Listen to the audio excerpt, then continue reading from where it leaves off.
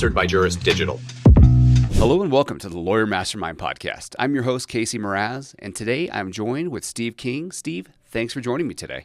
Thanks for having me. I'm excited to be here. Of course. Now, Steve, to give a little bit of background, today we've agreed to talk about kind of the state of local SEO in 2025, and just I guess we should just dive right into it. But I was going to, before we dive in, I was going to say, like, how long have you been working with attorneys in SEO?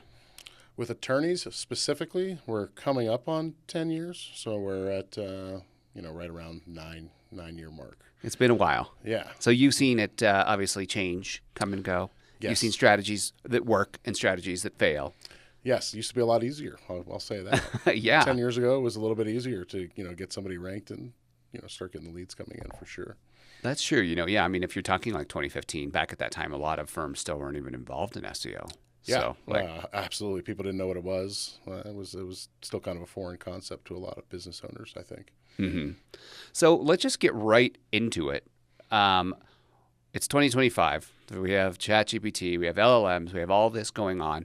What is the state of SEO in 2025, in your opinion?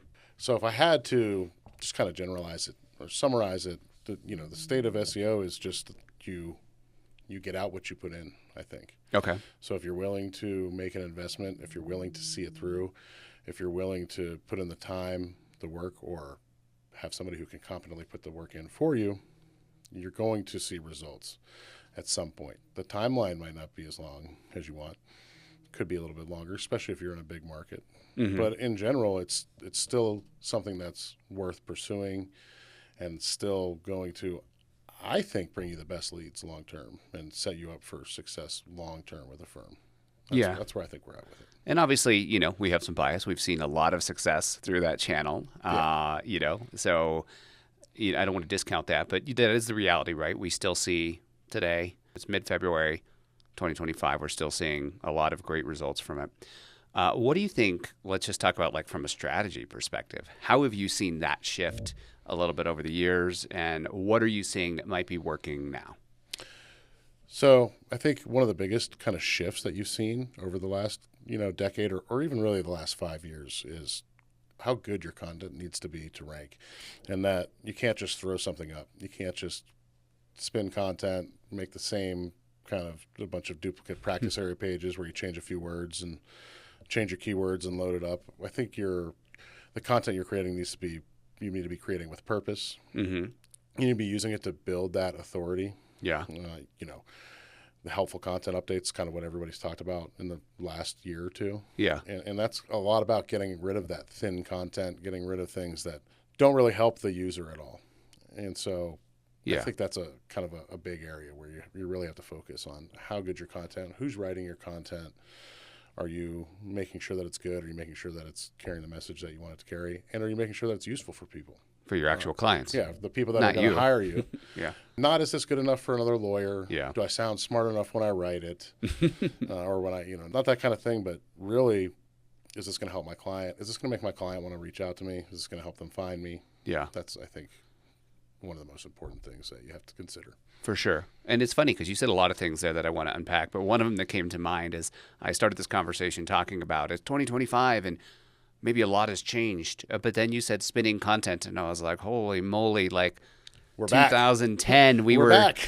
2008, whatever. I was working with a law firm in California, and they wanted to create a lot of practice area pages for all these different cities. And the solution at that time was effectively spinning content, which is, for those of the audience that don't know, it was basically taking an article and changing words out for synonyms and making it different enough.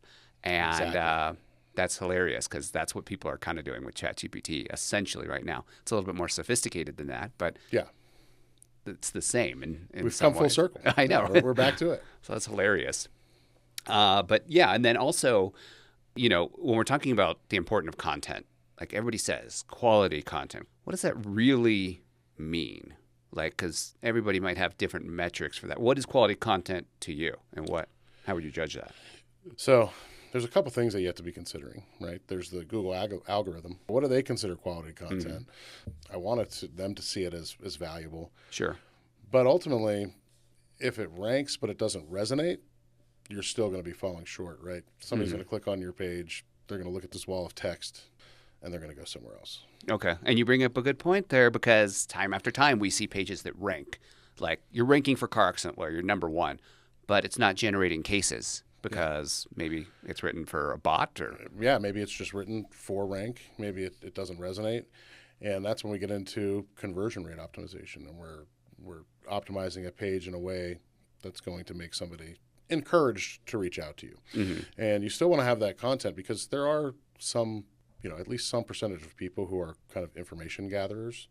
You've got a couple different kinds of people, right? When they're coming to the law firm website, they just want to talk to the lawyer as fast as they possibly can. Sure. They're looking for it. And that's great. I love those people. Mm-hmm. But you have, just like in other purchases that people make, you have kind of the researcher person who's going to come in. They're going to look at your car accident lawyer page, and they want to see that you know what you're talking about. They want to see. They're skeptical. Yeah, they want to look at a little bit more detail. So your content needs to answer maybe some of the bigger questions that they have. Sure. And as a lawyer, you already know what those questions are. If you have that experience, you know kind of what they're asking. Mm-hmm. And in the SEO world, we kind of can look and get some insight about what those questions are based on what people are asking. Yeah. And we kind of find out, hey, what do I do after a car accident? Exactly. Do I really need a lawyer for this, or is this something, can I trust the insurance company to be fair and honest with me? No, you're exactly right. And I think that you're onto something else there. So I built this tool. Didn't really release it because I got mad because CallRail started working on something similar. But anyway, where I was taking transcripts from calls coming into law firms, and I was having AI analyze it and auto-extract the questions. Because when we're creating content, where we are obviously looking at keyword tools and getting all of that, or using different strategies for that, but like there's probably a lot intake, and people are answering, these questions 100 times a day. And if people are asking them on the phone, they've got to be searching for them at some point too, right? Yeah, well, that's a good thought. Any way that you can find out what those questions are and then answer them in your content, Mm-hmm. I think puts you ahead of people who are just writing for an algorithm, just trying to make sure they have the kind of check the boxes off. Sure. Whereas if you're creating that content with intention, I think long term it's going to pay off. And it might not be every page, but you're going to see certain pages of content that hit for you, and they become that big lead generator. Yeah. Kind of that you're looking for. No, that's true. And, every market, I think, is a bit different. And Definitely. that's more true probably now than ever, because there's more choice. Like, maybe we're seeing for the first time Google's search share percentage drop by not a lot, but, a couple percentage points. And that traffic's going somewhere else. It's going to ChatGPT, or it's going to Bing or Perplexity. There's a lot of choice out there now. And so circling that back to creating good content, I think that one of the things you were saying, and correct me if I'm wrong here, but you really have to write for that person that you want to be your client, and thus you need to answer whatever that question is, I guess, thoroughly. Yeah, I think it's tougher for lawyers to say what that ideal client is, because if you're talking to a personal injury lawyer, it's anybody who was in a car accident and got hurt. It's anybody who got in too much trouble or something like that. You don't necessarily care. You don't have that customer profile where if I were selling comic book T-shirts, I would have this exact profile of the kind of person to go after. Sure. And it's a little bit more defined.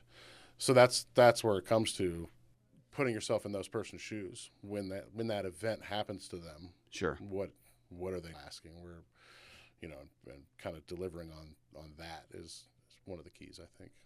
Yeah, and it's a bit ironic because I remember years ago, and even to this day, we do kind of like hyper-focus websites. So it's like a website just on like that one topic. I'm a motorcycle accident attorney. It's easier to rank when you niche down. It is easier if you do decide to do that. Now, I think the problem is we see a lot of firms that don't ever like go to that level. They will just say, "Hey, I'm generic personal injury. I take all personal injury cases," and then it is harder to find your ICP or your ideal customer profile because you are kind of writing for like everybody. But ironically, like we do, I think, better or at least more tailored and targeted results the further that you niche down. You're definitely going to like get only motorcycle leads if you're known as the motorcycle king or whatever. Yeah, that's definitely true. And you can see it like some of these firms that are in, this is a random example. They're in West Texas, southern New Mexico.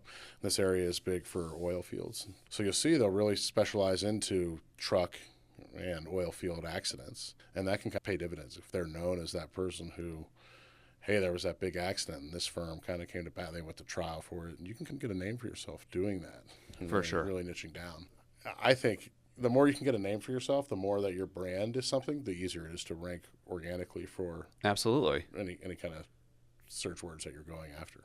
Yeah, I mean, it's just from an authoritative standpoint, Google's Exactly. like knowledge panel essentially, and the way that they are looking at entities, it's like, hey, if everything about you is motorcycle accident, going back to that example, your citations, where you're listed on Yelp and FindLaw, your business name, all the content you're writing about, it's easy to connect all those dots. It's easier for search engines, but also it would be the same for LLMs, I think, as well. Because they're training on large data sets and best lists and other content out there. Yeah. So anyway, that's interesting.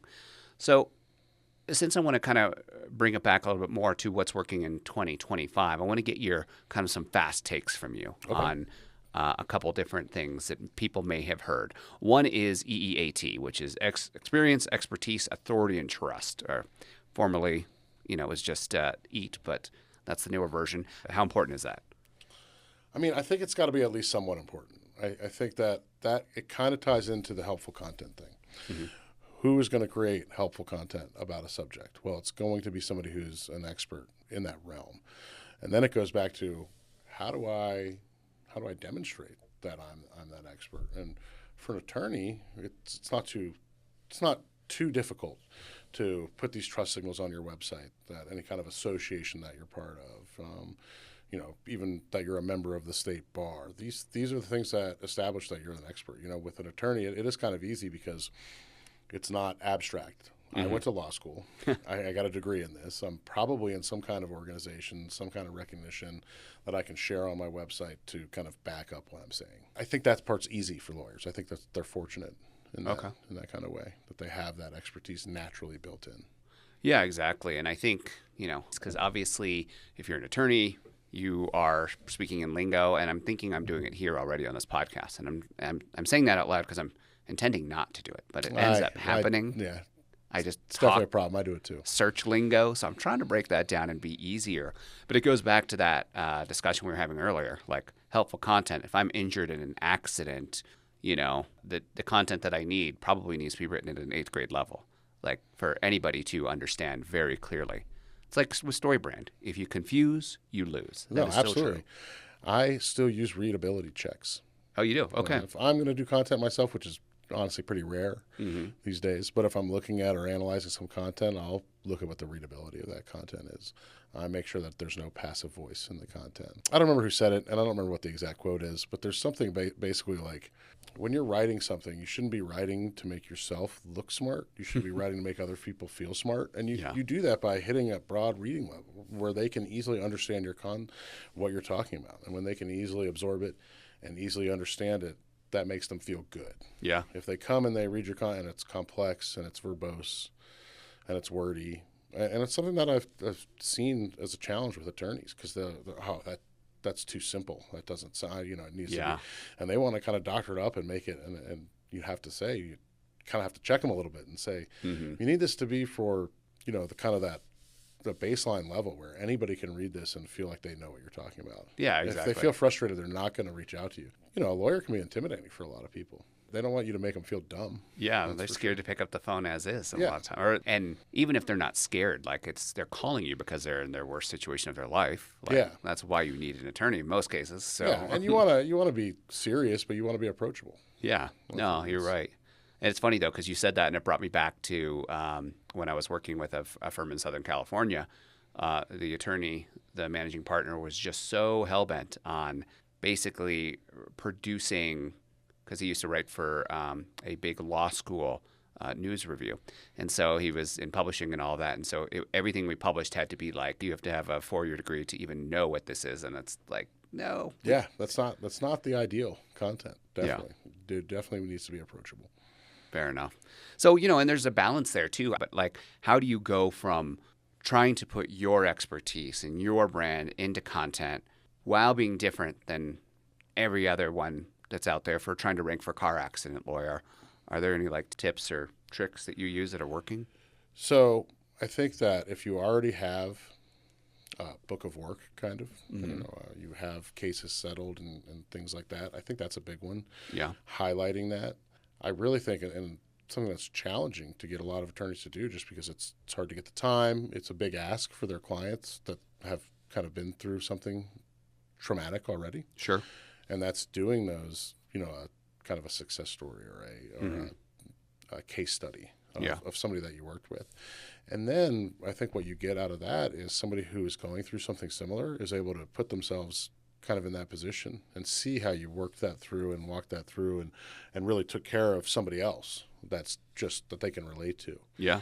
And I think that connection can be really big and that goes into really, that's when we've already got that search presence. We're already showing up and we're getting people on the website. And how do we finalize that? How do we get them to actually be a legitimate lead, to reach out to us instead of somebody else? Yeah. And I think that can be a differentiator. When you're putting that kind of information on your website, they're able to come and see that and see, hey, here's somebody just like me. And, here's how they walked through the whole process. And I can see that this attorney in this law firm was with them kind of the whole step of the way, and that it worked out in a positive manner. Yeah. And, there's other advantages to that, too. Not only on the conversion standpoint, but my mind went back to Google because, now they're kind of declaring war a little bit on AI and saying, well, you need to be writing about things that are a bit more unique and not completely regurgitated shit. And, that's a great way to do it, like your actual experience. Right. You're having original content, and they might do something similar, but it's still, your content's going to be so original. It's about one person. It's about one specific case. It's not, I'm a car accident lawyer. After a car accident, take pictures and then go get treatment for your injuries. Yeah. And then call me. And then the next step after that is we're going to do this. Everybody can put that. Sure. And you might need it to get it to the rank, but yeah, what is that content? What's the content that's going to make you a little bit different? It's going to make them reach out to you instead. Yeah. And as much as you can empathize with somebody and present a shared experience, I think you're going to have an advantage. Okay. And how important is site speed 2025? Oh, site speed. I think site speed is one of those baseline things. Okay, Yeah. So Table stakes. I don't think that if your site is slow right now and now you make it fast, now you're going to rank number one. And I think that when you get into SEO in general, there's a lot of that, like especially that expectation from the business owner. So you're an attorney, you're putting themselves in your shoes, and you talk to an agency or somebody that you've hired to do your in-house SEO, and the site speed is one of the things that's holding us back. We're going to, adjust it. And then sometimes something clicks in their mind where it's like, okay, we do this, and then we're going to rank number one. We're going to rank number one. And it's not. I live on a beach. Yeah, it's not that cut and dry. Yeah. If it were, it would be. Yeah, we're gonna go retire early. But it's important because if your page speed isn't up to snuff, you're not ever going to have a chance. Yeah. Of competing. It's table stakes. You got to do it. Exactly. It's part of the foundational thing. You need to have a quick website, especially on mobile. It needs to load right away. It needs to be mobile friendly. It needs to be easy to navigate on a phone. Way over half people are searching on their smartphone for that kind of thing. And so it's one of those I've got to have it. Yeah. And it's not too hard to have it. No, it's not. Yeah, it's just getting easier, to be honest. Yeah. So now I want to talk a little bit about this. I'm not sure how many of our listeners or viewers have been paying attention, but we're starting to see more zero-click searches and AI answers. And, for example, you do a search and instead of getting just the organic links that you would typically see or local results, you're seeing those AI summaries, the AIO, AI overviews is what they call them. And there's a list of other firms there, like, for example, or maybe they're answering the question there, and it's not resulting in the click to the website. What is your feeling and take on any of that? The bane of the SEO specialist's existence here. Right? Yeah, right. And it's definitely an intentional thing as Google tries to keep. Well, their job is to make people, money. Yeah, monetize they want search. to keep people on the website until they get an advertising click. Uh-huh. That's the reality of it. So it's definitely something that we deal with now, and it's one of the reasons why I think that a multifaceted approach is really, really important. Okay. You need to be everywhere that you have the potential to be.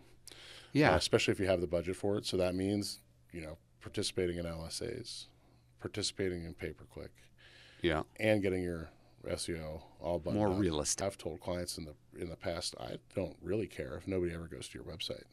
Yeah. If You have care a- about cases, right? If you have a top 3 listing on Google, in the maps. So we're back to talking about SEO a little further down than all the advertising stuff, but that still gets a ton of clicks. That map pack, Yeah. especially on mobile. You got the phone number right there. If you're getting into the top 3 of that mobile pack, you're getting some of those 0-click searches or 1-click searches at least, right? Where somebody's coming.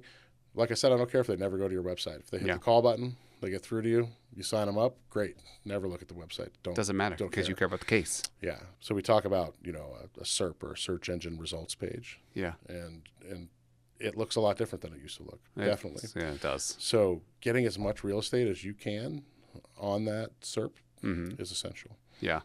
And it's funny, too, that you say that because, again, going back 10 years or whatever, like it's the exact same freaking strategy because it's like barnacle SEO all over. Like a long time ago, whether you call it share of search or barnacle SEO, like it's not – let's see what's actually ranking in your market. Okay, it's a law firm and it's Yelp and it's Avo and it's whatever.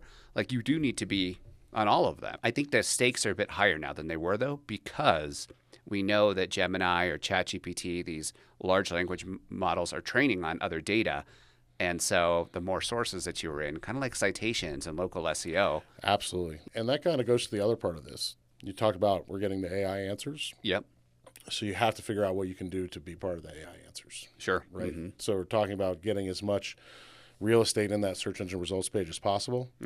Well, that's a big part of it. If it's going to come up to the top. Now, fortunately, I don't yet see a lot of AI answers coming up if I search personal injury lawyer near me or whatever type of lawyer I search for. Occasionally, I do see some AI, but not often. I usually still see the standard, here's your LSA, here's a couple PPC results, here's the map pack. But when you're getting into those, and this goes back to your content, right? Because, and answering those questions. That's what AI is doing, is trying to answer somebody's question to the best of their ability. Yeah. So if you're answering those questions in your content, the AI is going to pull it up, and it's going to be, your link is going to be in the AI result. And it might be a case where somebody says, oh, let me click this link because they seem to have answered my question. What else can they do for me? Yeah. Now, and that's another good point because I just saw it today for the first time. Darren Shaw had posted something, and it was basically how Google Local is going to work in the future. And they are starting to roll out, I guess, AI for local search, so like maps and stuff. So you're going to be able to like search like who's the best personal injury attorney in this area, and then you can ask a follow-up question. Well, who handles car accident questions? And it narrows that down. I don't know if that'll come to your money, your life, at least for a while, which is just like categories that Google, of course, thinks are going to affect your money or your life, and it treats those at a higher standard for attorneys. That's what they fall into. But we'll see. But that's just like interesting because it's coming full circle. Like you need to be comprehensive, you need to be everywhere, you need to be thorough. And I think that's probably the biggest problem I see with like AI content generators is people are lazy, first of all, when they use them. So it's like single prompt, write me an article with 3,000 words that does this, this, and this. And it's a very lazy approach to prompting, but the result is very mediocre. And it wouldn't really encompass all of that or tell that in a convincing story anyway. Yeah, people think it's kind of a do-all, so they don't have to do any work at all or put any thought into it. I definitely agree with that. And when I really started to actually make some headway with some AI things, it was when I started to have the AI help me write better prompts. Yeah. Just ask it that. What more information can I provide you?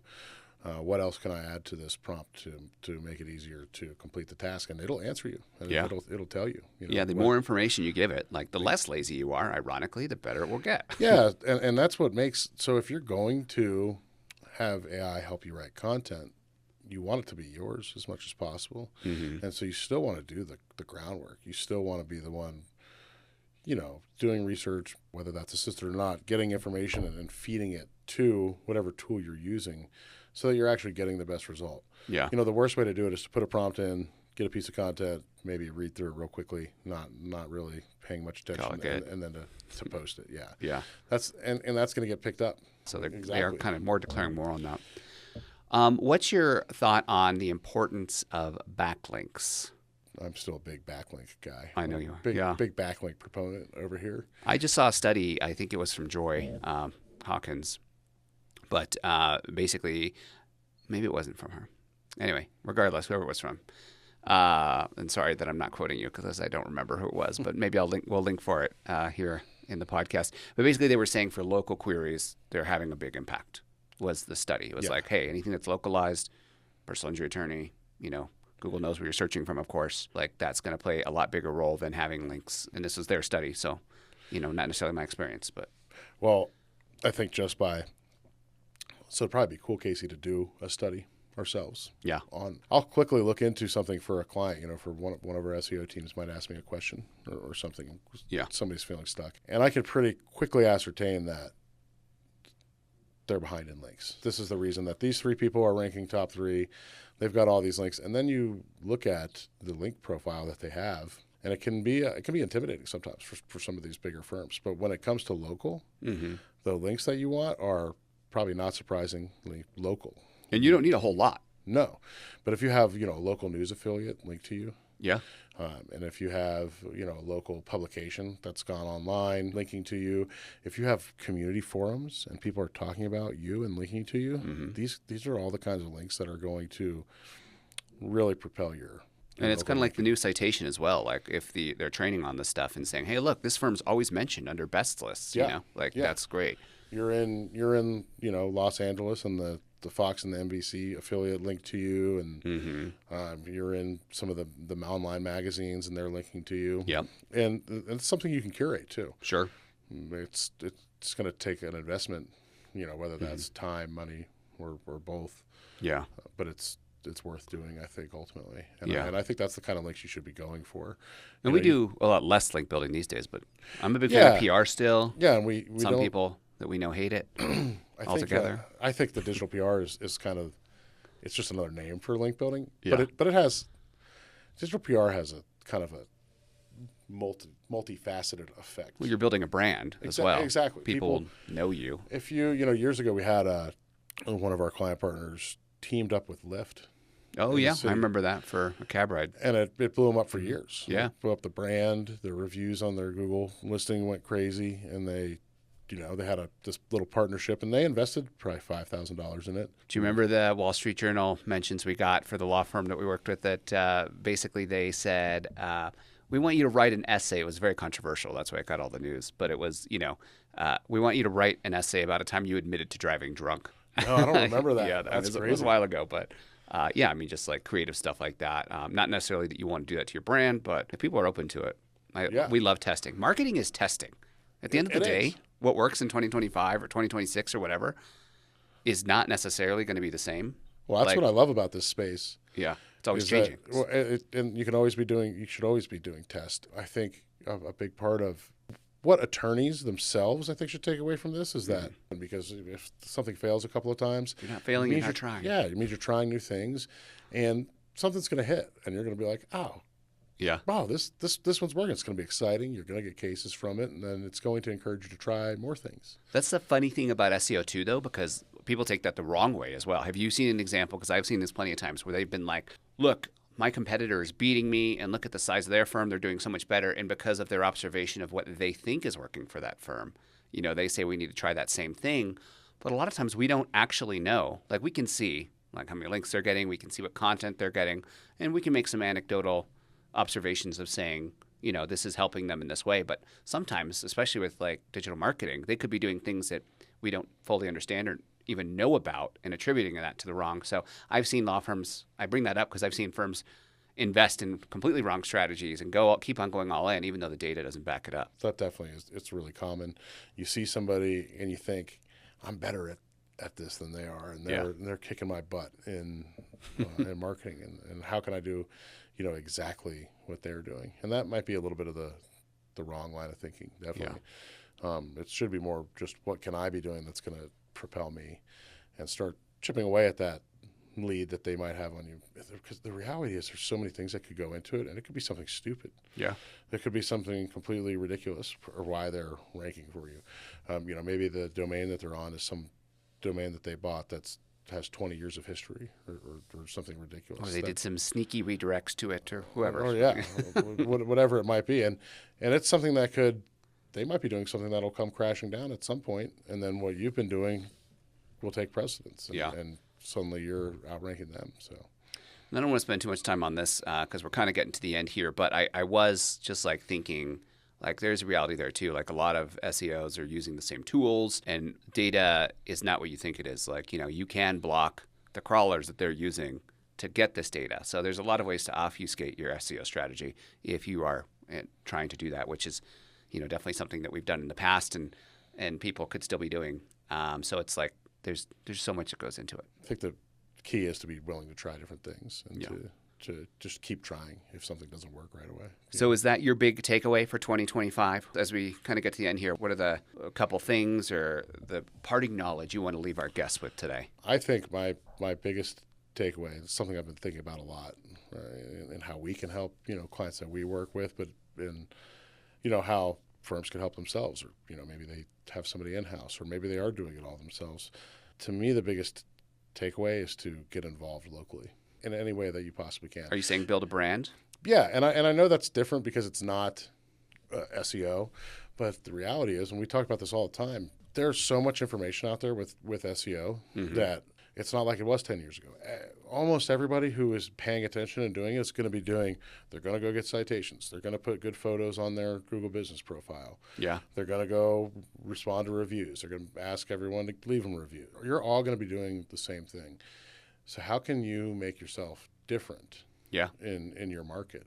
And I do think that is by going out and getting involved in the local community. And like we've already said and alluded to, it's going to help your SEO. You're out there in the community, and people eventually are going to notice. You're going to get those natural local links that we talked about. Yeah. People are going to start to search your brand and your name. And the more that happens, I think there's a correlation in how you show up in search. It does. We know Google uses click and search data. Yeah, people are now going to your website more. They're searching your name. This guy is a personal injury lawyer. His name is getting searched more now too. He must also be, we go back to the expertise. He's also must be an expert in that.